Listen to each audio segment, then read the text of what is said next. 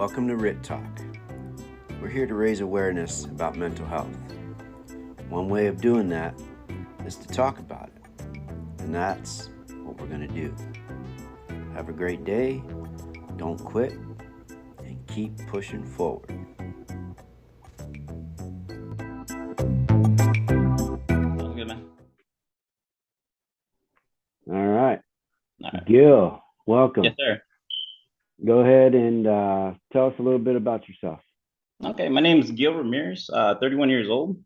Currently got 3 years as an EMT and firefighter locally at a full-time private fire department. Currently, I've also had a small amount of time in a clinical setting and a couple years volunteering. Prior to this, I spent a couple years in corrections. So Okay. a large portion of my life has been first responder in some sense or another. Okay. All right. So what brought you to choosing, we'll stick with firefighting. What brought you to choosing to join that profession? Oh man, there's so many things that appeal to me. Predominantly it was the camaraderie that you see within the department. Working with amazing people and creating and starting and holding on to those relationships that you have at the department. You know, um, the other thing was the forever changing environment, the constantly learning and training in areas of fire and pre-hospital care. And if you're Okay. lucky, occasionally you get to make a difference in the community, make a positive impact on somebody, Yeah. whether it be out in the community or within a department, or something along those lines of something that your department might provide into the community as far as learning or care. Okay. I love it all, man. I can't believe they pay me to do it. Yeah. Yeah, it's surprising sometimes. What because we went to fire academy together, Yes, sir. and you did you go right into fire? You did So volunteer or yeah, so during the academy, actually, I initially got into volunteering with the fire department. Well, a okay. volunteer fire department is no longer around. It was taken Yeah. over by municipal. Okay. But yeah, I spent 3 years on and off volunteering. Actually, while I was a correction officer, I kind of got my start and Oh, okay. yeah, in fire there. Okay. Yeah. All right. And then after that, you went full time. Well, it was during the 2008 collapse. It was a little difficult to find work in fire Okay. and EMS. So after I got out of corrections, I spent a couple of years getting into concrete, asphalt. I did a lot of various odd Oh, jobs. okay. It kept calling back to me, so I went back, redid my EMT cert, and fortunately got hired at a full time department, and been Okay. here. Yeah, All right.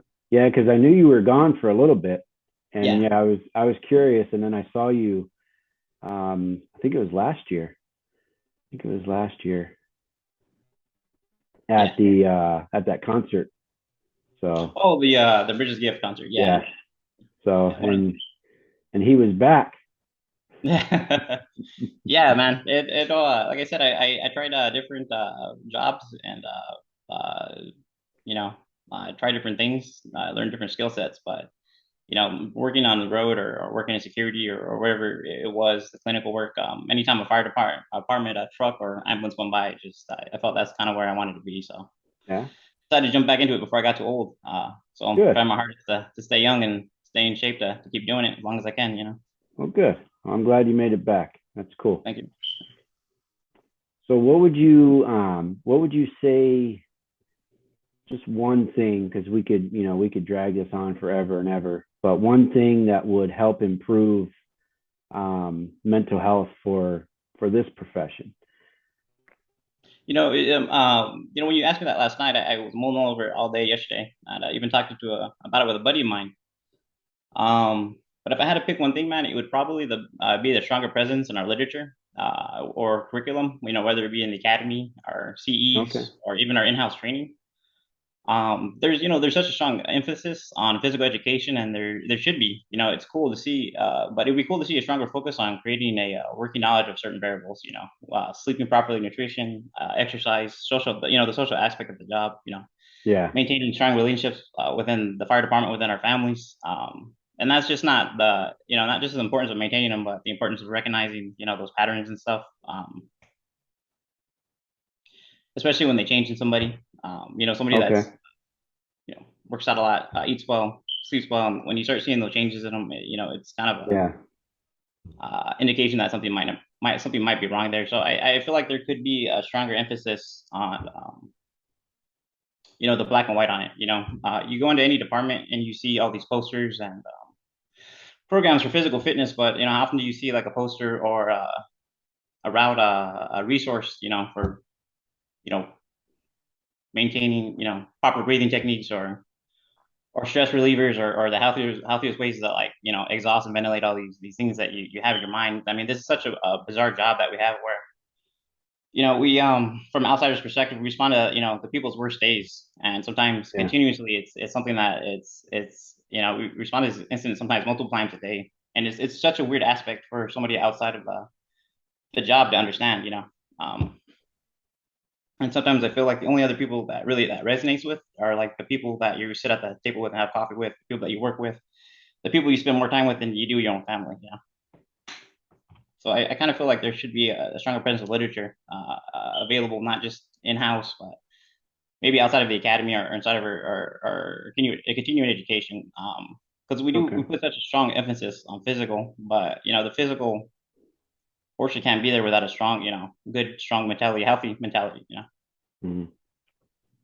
I like it. I like it. All right. Is there anything else you wanted to add? Just I want to like hit on the head. The something that's real important to me is personally, when I need to speak to somebody, I tend to kind of go and ask like the more seasoned guys, predominantly the guys wearing like brass, white shirts, red helmets. A lot of those guys have open door policies, and it's such a great resource to have to be able to step into their office or call them on the phone and speak and exhaust those feelings that you have. Especially in our job, it's continuous, it's every day.